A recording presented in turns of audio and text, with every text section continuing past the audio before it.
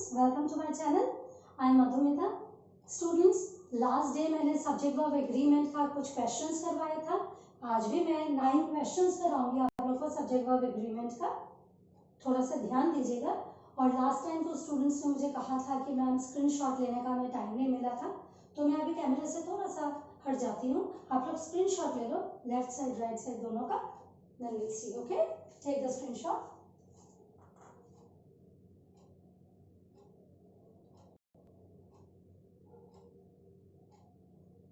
Okay, so students, ये side ले लिया. फिर जब मैं इधर कराऊंगी इधर इरेज कर दूंगी, फिर इधर का फिर से आप लोग ले सकते हो अगर जिन्होंने अभी नहीं लिया है. Okay students, so let me start with number 1. Okay, अब देखिए स्टूडेंट, नंबर 1 क्या क्वेश्चन कहता है. A sincere candidate always finds abundant time for studying sincerely, practicing questions from practice set and to analyze his answers. Sincere कौन होता है? जो ईमानदार होता है. ये कह रहा है जो एक ईमानदार स्टूडेंट है ना, कैंडिडेट है, वो हमेशा क्या करता है, उसके पास बहुत टाइम रहता है. अबांडेंट मतलब बहुत टाइम. अबांडेंट मीन्स बहुत, प्लेंटी, बहुत. ओके, बहुत टाइम रहता है उसके पास क्या करने के लिए? ईमानदारी से पढ़ाई करने के लिए. फाइन, ये देखो आईएनजी वर्ब है. ठीक है, वर्ब 1 के साथ ING. Practising questions from practice set. Question practice कर सकता है वो प्रैक्टिस सेट से. ओके, सो ये भी V1 plus ING. And to analyse his answers. So क्या कह रहा है, जो एक ईमानदार कैंडिडेट है ना, उसके पास बहुत टाइम होता है सिंसियरली पढ़ाई करने का, प्रैक्टिस सेट से क्वेश्चंस प्रैक्टिस करने का और एनालाइज करने का उसका आंसर्स प्रैक्टिस करने के बाद. स्टूडेंट्स, अभी मैंने आप लोगों को पैरेललिज्म नहीं कराया है, but there is a topic called parallelism. ठीक है, पैरेललिज्म, इसको मैं विस्तृत समझाऊंगी डिटेल में, बट जस्ट अभी के लिए ये याद रखो. See these two parallel lines, same structure जा रहा है ना, ऐसा पैरेलल लाइन सेम दिख रहा है ना, structure looks the same. Parallelism में क्या होगा, structure of the sentence should be the same. ठीक है, same parts of speech should be follow. अगर कंजंक्शन ने नाउन को जोड़ा तो नाउन के साथ नाउन को ही जोड़ना है, वर्ब के साथ वर्ब को ही जोड़ना है. फाइन. टेंस अगर प्रेजेंट में है तो प्रेजेंट में ही चलेगा. फाइन. अच्छा, अब यहाँ देखिए, वर्ब के साथ आईएनजी है, कंटिन्यूअस फॉर्म में है ये वर्ब, पहला वर्ब स्टडी. सेकंड वर्ब जो प्रैक्टिसिंग है ये भी आईएनजी फॉर्म में है. अब हमारा थर्ड वर्ब कौन है? नंबर सी में देखिए, टू एनालाइज कर दिया. ये तो नहीं हो सकता है. क्यों? पैरेललिज्म क्या कहता है, same form of the verb आपको रखना है. ये अगर आईएनजी वर्ब है, ये भी अगर आईएनजी वर्ब है, तो टू एनालाइज को भी आईएनजी करना है. यानी कि सी पार्ट में एरर है, टू एनालाइज नहीं होके क्या होगा, एनालाइजिंग. ठीक है, सो टू एनालाइज को क्या करेंगे आप, analysing. Am I clear? So parallel structure करना है चिल्ड्रन. अगर V प्लस आईएनजी है, सारे में V प्लस आईएनजी रखो. देखो, studying is V plus I N G, practising is also V plus I N G, so keep this also as V plus I N G. As simple as that children. Parallelism का जब topic कराऊंगी और भी मजेदार लगेगा आप लोग को. Just remember, parallel structure is the same structure. Fine. Okay, now let's go to number 2. ये भी बहुत बहुत इंपॉर्टेंट है स्टूडेंट्स. देखिए, he is one of the politicians. बहुतों में से एक की बात हम कर रहे हैं, बट यहाँ पे हमने ज्वाइन किया है who से. who always make false promises to people. ठीक है, वो बहुतों में से एक पॉलिटिशियन है जो हमेशा false promises करता है लोगों को. चिल्ड्रन देखिए, बहुत बहुत इंपॉर्टेंट है, थोड़ा सा ध्यान दीजिए स्ट्रक्चर को.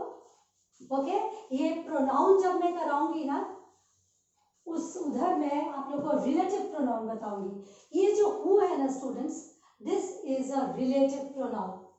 कैसा प्रोनाउन है? Relative pronoun. हु, हुज, हुम, व्हिच, दैट, ये सारे रिलेटिव प्रोनाउन हैं जो क्या करता है, उसके तुरंत पहले जो वर्ड आता है ना, इसके बारे में वो डिस्क्राइब करता है. जो तुरंत पहले नाउन आएगा उसको हम क्या कहते हैं पता है? एंटीसीडेंट। क्या कहते हैं? Antecedent. Okay, so relative pronoun क्या कर रहा है? हु इसके तुरंत पहले एंटीसीडेंट को डिस्क्राइब करता है। ये प्रोनाउन के चैप्टर में मैं डिटेल में रिलेटिव प्रोनाउन कराऊंगी स्टूडेंट्स। रिलेटिव प्रोनाउन बहुत बहुत इंपॉर्टेंट है। आप देखोगे मैं लगातार 3 क्वेश्चन रिलेटिव प्रोनाउन से ली हूँ, क्योंकि आपको दिखेगा क्वेश्चन पेपर में रिलेटिव प्रोनाउन के बेसिस पे क्वेश्चंस। सो चिल्ड्रन, ये जो हु है ना, ये किसको रिलेट कर रहा है? तुरंत पहले जो आ रहा है एंटीसीडेंट को। तो प्रीसीडेंट बोलो या एंटीसीडेंट बोलो, क्या बोलेंगे हम? एंटीसीडेंट। एंटीसीडेंट मतलब जो तुरंत पहले आएगा। यानी कि ये किसके बारे में, हु किसके बारे में बता रहा है? पॉलिटिशियंस के बारे में, ना कि कोई एक पॉलिटिशियन के बारे में। Not one he, but to all the politicians. Clear है? ये हु किसके बारे में बता रहा है? सारे पॉलिटिशियंस के बारे में जो फॉल्स प्रॉमिसेस करता है लोगों को। अब देखो स्टूडेंट्स, हमारा ये हु किसके बारे में बता रहा है? पॉलिटिशियंस। पॉलिटिशियंस हमारा सब्जेक्ट हो गया ना स्टूडेंट्स? तो ये जो सब्जेक्ट पॉलिटिशियंस प्लूरल है ना? तो हमारा जो वर्ब है वो भी प्लूरल होगा। सो हु ऑलवेज मेक ही होगा, मेक्स नहीं होगा। This is a correct sentence, so no error. Clear है? तो आप ही से कंफ्यूज मत करना स्टूडेंट्स। बहुत लोग ही से कंफ्यूज करेंगे कि ही के बारे में बताया जा रहा है। नहीं, क्यों नहीं बताया जा रहा है? क्योंकि ये बीच में रिलेटिव प्रोनाउन आ गया। रिलेटिव प्रोनाउन किसके बारे में बताता है? तुरंत पहले जो आएगा एंटीसीडेंट के बारे में। इसके तुरंत पहले जो आएगा उसके बारे में, which is called an antecedent या प्रीसीडेंट। तो एंटीसीडेंट तो प्लूरल है, तो हमारा वर्ब भी प्लूरल होगा। Verb also should be plural. और आप लोग को पता है कि प्लूरल वर्ब में एस एस नहीं जुड़ता है, therefore no error। और false promises to people, ये सी पार्ट तो सही है। I hope you got। अब थोड़ा सा डिफरेंट देखिए students. He is only one of the politicians। अब आप लोगों ने गौर किया होगा कि मैंने एक वर्ड इंक्लूड किया है। क्या इंक्लूड किया है? Only one, है ना? Very very important children. बस सेम लिखा है मैंने, just to show you the differences. He is, इस वर्ड को ध्यान दीजिए, only one. He is only one of the politicians who always makes false promises to people. यानी कि अब ये जो हु है ना, इन सारे पॉलिटिशियंस के बारे में नहीं बता रहा है। क्यों? आप थोड़ा लैंग्वेज को फॉलो करो। बोल रहे बहुत पॉलिटिशियंस में से ही, that one, whoever is, ये कोई बंदा एक लौता है out of all the politicians जो हमेशा फॉल्स प्रॉमिसेस करता है लोगों को। तो जब भी आप देखो ओनली वन, तो क्या समझ जाना चाहिए कि ये जो रिलेटिव प्रोनाउन पॉलिटिशियंस के बारे में नहीं बात कर रहा है, सिर्फ एक का बात कर रहा है, ही। Therefore verb तो सिंगुलर होगा, which is correct। But children, थोड़ा सा मिस्टेक है इसमें। छोटा सा मिस्टेक ये है कि जैसे रिलेटिव प्रोनाउन कराऊंगी मैं तो बताऊंगी all, any, only, none, nothing, मैं लिख दूंगी इसके बाद। ये सारा superlative degree, few, a few, the few, little, a little, the little, everyone, anyone, everything, इनके बाद ना हम who नहीं यूज करते हैं, that यूज करते हैं। that यूज करते हैं, which भी यूज नहीं करते, that यूज करते हैं। So he is only one of the politicians that always makes false promises to people।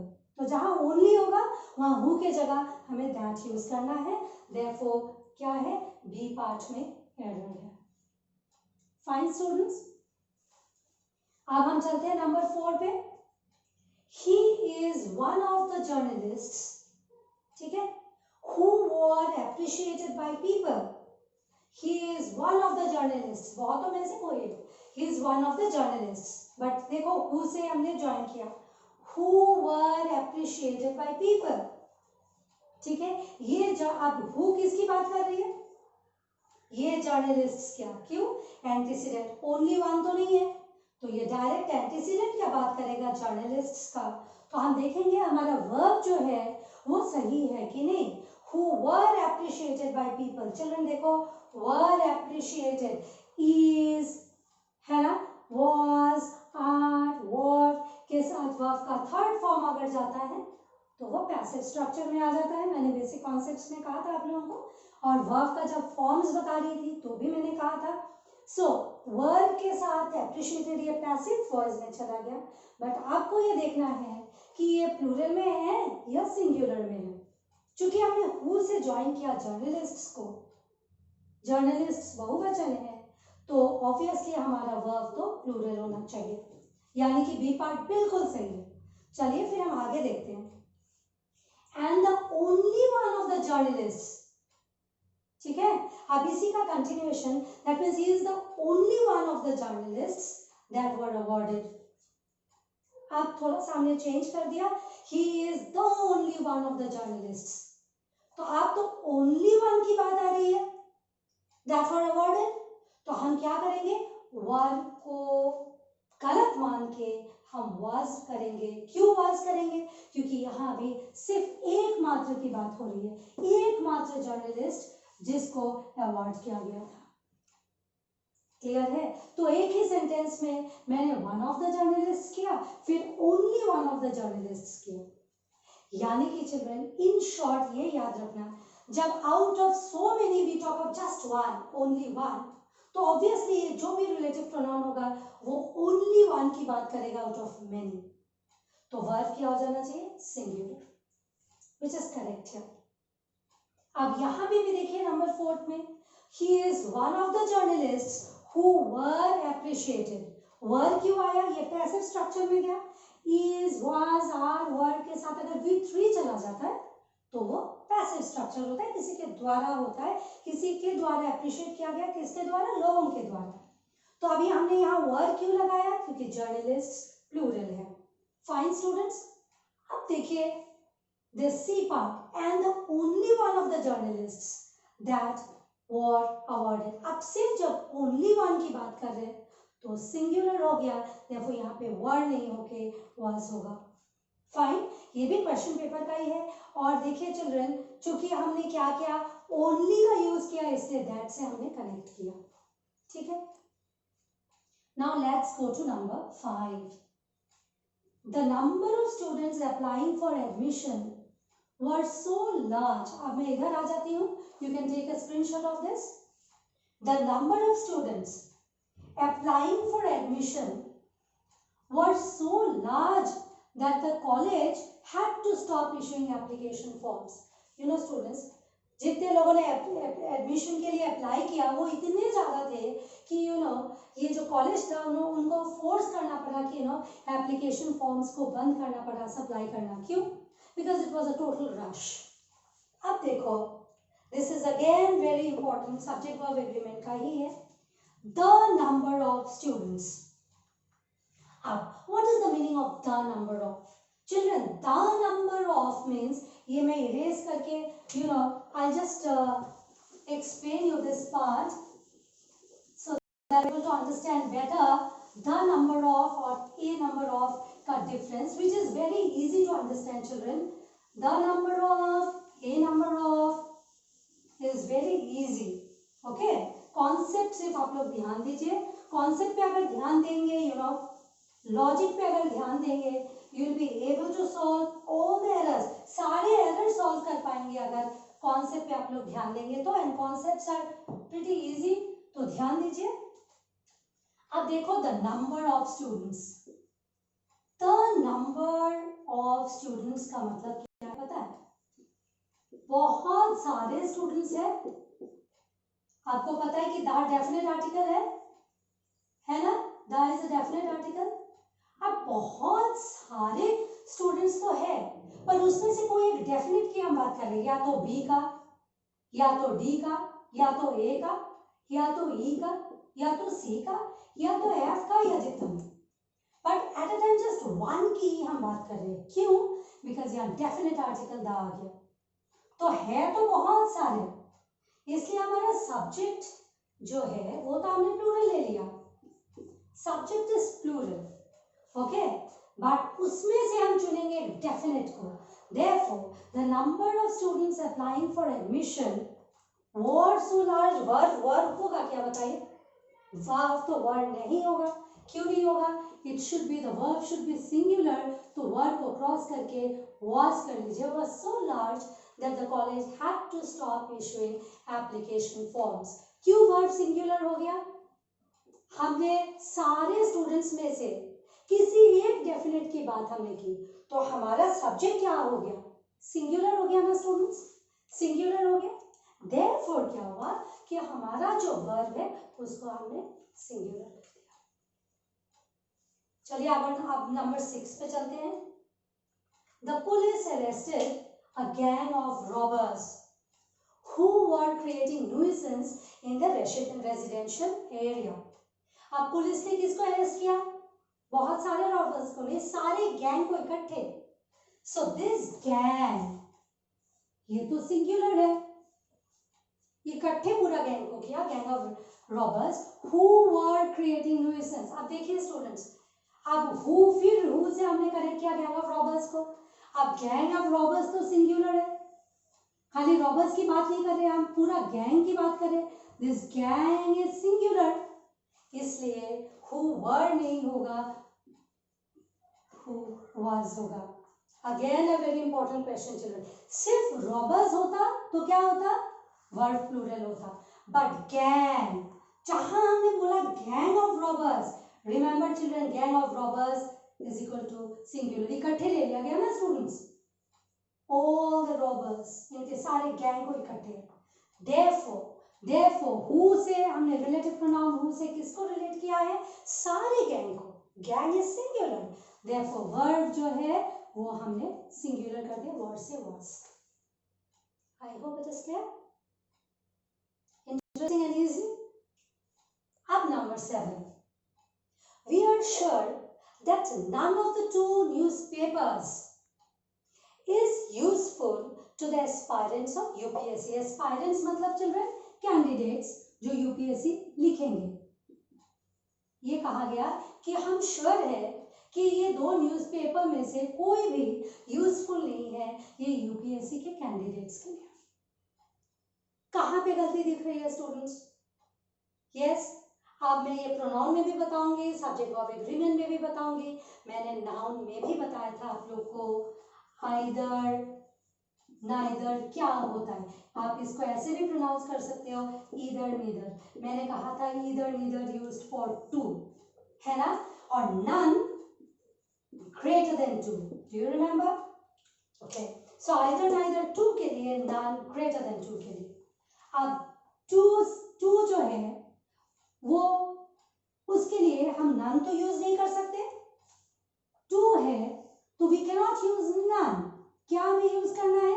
Negative है, इसलिए हमें नीदर यूज करना है, क्योंकि नीदर ही टू के लिए यूज होता है, not none. None is use for more than two. इतनी छोटी सी गलती है, but then you get such questions. So we are sure that neither of the two newspapers is useful to the aspirants of UPSC. अब either neither लेके और भी questions दूंगी. Fine students? Okay, अब number 8 पे आइए. The officer managed influencing his fellow friends to work for the betterment of his organization. जो officer था ना, उसने मैनेज किया क्या करने को? इन्फ्लुएंस करने को, मोटिवेट करने को. किसको? उनके फेलो फ्रेंड्स को, सो दैट वो उनके ऑर्गेनाइजेशन के लिए बेहतर काम करे, बेटर काम करे. चिल्ड्रन, एक बात जानना बहुत जरूरी है, ये जो सब्जेक्ट वर्ब का टॉपिक है ना स्टूडेंट्स, उससे आपको प्रोनाउन से क्वेश्चन आएगा, नाउन से क्वेश्चन आएगा, वर्ड से क्वेश्चन आएगा, सब्जेक्ट वर्ब का तो आएगा ही आएगा. आप ज्वाइन करके कंजंक्शन से भी जोड़ के, प्रीपोजिशन से भी. सो सब्जेक्ट वर्ब एग्रीमेंट बहुत इंपॉर्टेंट हो जाता है, प्रीपोजिशन से भी हम ज्वाइन करते हैं. सो मैं क्या करूंगी, बाद में जब मिक्स्ड क्वेश्चंस कराऊंगी सारा जंबल कर दूंगी, देन और ज्यादा. अभी तो आप लोगों को पता है कि subject verb, but subject verb में भी हम प्रोनाउन, नाउन, वर्ब के क्वेश्चंस को अमलगमेट करते हैं, मिक्स करते हैं, because they are all related. अब देखो, The officer managed influencing his fellow friends. Students, जैसे मैं वर्ब का चैप्टर कराऊंगी, वर्ब एडवांस्ड, मैं आप लोग को बताऊंगी कि मैनेज के बाद we take an infinitive to plus a verb. Manage के बाद आईएनजी वर्ब नहीं यूज होता. ओके क्यों? क्योंकि उस समय उन्होंने मैनेज किया, मैनेज करते ही जा रहे हैं ऐसी बात तो नहीं है. सो आईएनजी वर्ब हम यूज नहीं करेंगे. द ऑफिसर मैनेज इन्फ्लुएंसिंग गलत है. क्या हो जाएगा? मैनेज के बाद क्या आता है? To plus a verb, infinitive. Managed to influence. Fine students, the officer managed to influence his fellow friends to work for the betterment of his organization. यानी कि ये A पार्ट में गलती था. Done? Done? Now let's see to number 9. We know that it is nothing but honesty that speak for itself. हमें ये पता है कि ये कुछ नहीं है परंतु it is nothing या nothing else दोनों चलता है. It is nothing else but honesty और it is nothing but honesty. पर honesty ईमानदारी ही है जो बोलता है अपने लिए. यानी कि ईमानदारी हमेशा प्रूफ करता है, always right. So children देखो, ये पार्ट तो बिल्कुल सही लग रहा है. आप यहाँ पे अगर we know that it is nothing else बोल देता और सेंटेंस उभर के खिल के आता, इट्स ओके, क्वेश्चन पेपर में ऐसे ही दिया हुआ था. But honesty that speak. Children, at least noun का टॉपिक तो मैंने पूरा कंप्लीट करवाया था. अब honesty you know it is an abstract noun, और मैंने कहा था abstract noun is always singular. क्यों? Because abstract noun is only a feeling that we can not touch. So abstract noun हमेशा सिंगुलर होता है. तो हमारा जो यहाँ सब्जेक्ट ऑनेस्टी सिंगुलर हो गया, तो इसके साथ जो वर्ब है ऑब्वियसली ये भी सिंगुलर होगा. तो आपको पता है कि वर्ब को सिंगुलर बनाने के लिए एस जुड़ता है, तो स्पीक्स कर देते हैं हम. It should be speaks. Am I clear? So B part में एरर था. इस पार्ट को हम फिर देखते हैं. The number of students applying for admission were so large that the college had to stop issuing application forms. मैंने क्या कहा? द नंबर ऑफ स्टूडेंट्स, मतलब बहुत सारे स्टूडेंट्स हैं. पर चूंकि द लिखा हुआ है इसलिए हमें क्या करना है? कोई डेफिनेट की बात करनी है. कोई डेफिनेट मीन्स वन. देयरफॉर जो वर्ब आएगा इसके साथ हमेशा सिंगुलर होगा. Got the concept? इसलिए बुक्स में आप देखोगे the number of is followed by a plural subject but a singular verb. तो प्लूरल सब्जेक्ट हो गया पर वर्ब सिंगुलर. फिर से दोहरा रही हूँ, वर्ब इसलिए सिंगुलर क्योंकि बहुत की बात नहीं हो रही, कोई डेफिनेट की बात हो रही है, जस्ट वन, इसलिए verb singular. Therefore B part में एरर है. Now let us go to number 6 again. The police arrested a gang of robbers who were creating nuisance. आप देखो हु किसके बारे में बता रहा है? पूरा गैंग रॉबर्स के, which is singular. One gang singular होता है. Therefore क्या है? कहाँ पे हमारी गलती है? Gang of robbers who were नहीं होगा, who was होगा. Therefore B पार्ट में एरर है. नंबर 7 मैंने क्या बताया? We are sure that none of the two newspapers. Two या तो इधर या नीदर जुड़ता है टू के साथ, है ना? टू इज यूज्ड विद इधर या नीदर, इधर पॉजिटिव के लिए, नीदर नेगेटिव के लिए. बट यहाँ तो नन बोला. नन तो ग्रेटर देन टू के लिए होता है ना? तो यहाँ पे ये गलती है ए पार्ट में. हमें यहाँ नन की जगह नीदर करना है. Now let's get to number 8. Get back to number 8. तब ये मैं जब वर्ब एडवांस कराऊंगी उसमें इन्फिनेटिव कराऊंगी. ओके तो आपको दिखेगा the officer manage to influence his fellow friends. Manage के बाद क्या होता है? टू प्लस अ वर्ब आएगा. और 9th में देखो we know that it is nothing else जोड़ दीजिए, क्वेश्चन पेपर में नहीं था. it is nothing but honesty that speaks. इसका मतलब क्या? कि ये कुछ नहीं है परंतु ईमानदारी है जो बोलता है अपने लिए, यानी कि it is always right. तो देखो स्टूडेंट्स, honesty abstract noun है which is singular, therefore verb should be singular और singular verb में s या es जुड़ता है. स्टूडेंट्स वेरी क्विकली मैं आप लोग को सिर्फ 2-4 वर्ड्स दे रही हूँ जिसके बाद रिलेटिव प्रोनाउन दैट का यूज होगा, ना कि व्हिच का। क्या क्या? The following words take that, not which. ठीक है, ये बहुत इंपॉर्टेंट है students. That, not which, which नहीं लेगा। ठीक है, क्या क्या? ऑल, एनी, टू ए, दो ए है, very very important, all, any, only, very important. After superlative degree, children, superlative मतलब highest form of the degree, जहां पे दो से अधिक की बात करते हैं हम, एसटी, ईएसटी या मोस्ट का यूज होता है। Okay, after superlative degree, none, nothing, फिर दो एन है, देखो, टू एन, फाइन, सेम या द सेम, जैसे बोलो आप लोग, same, the same, few, a few, the few, सारे के साथ। ओके, फिर little, the little, the little,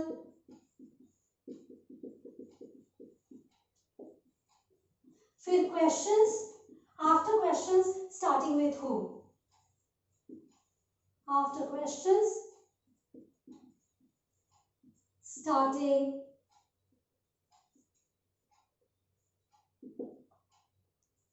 with who, इतना याद रखेंगे तो बहुत है चिल्ड्रन। और ये भी you know everything, everyone, indefinite pronouns के साथ भी आता है दैट। फाइन स्टूडेंट्स, सो इतना याद रखना कि this are very important. All, ये तो बहुत इंपॉर्टेंट है। All, any, only, after superlative degree, the same, सारा फ्यू का इस तरह से याद रखना, few, a few, the few, little, the little, the little, हो गया। अच्छा, कैसे याद रखोगे? To a, all, any, fine, to a. Only बहुत बहुत इंपॉर्टेंट है, सुपरलेटिव डिग्री के बाद बहुत बहुत इंपॉर्टेंट है। Same, the same is again very very important. To an, to an क्या क्या? नन, नथिंग, फिर सारे फ्यू, सारे little, few, a few, the few, little, a little, the little. Okay, फिर एवरीवन, एवरीथिंग, इन टाइप के indefinite pronouns के साथ भी दैट यूज किया जाता है। और क्वेश्चंस स्टार्टिंग विथ हु, उसके बाद भी हम दैट यूज करते हैं। इनको मैं डिटेल में कराऊंगी जब मैं प्रोनाउन का चैप्टर कराऊंगी, और रिलेटिव प्रोनाउन तो अलग से कराऊंगी, तो इनको मैं फिर से डील करूंगी। एट द मोमेंट चूंकि 3 क्वेश्चंस मैंने करवाया है अभी रिलेटिव प्रोनाउन का, तो आपको अच्छा रहेगा, यूजफुल रहेगा अगर ये आप साथ ही साथ कर लेते हैं तो। और स्टूडेंट्स, मैं रूट वर्ड्स भी कराते रहूंगी साथ ही साथ। Okay, you'll be getting the upcoming videos wherein I'll be doing the root words as well. Follow करते रहना. It will be helpful for those who are appearing for exam this year. So students, that's it for today. I'll come up with more questions, more of root words as you all demanded. So thank you. Please like, share and subscribe.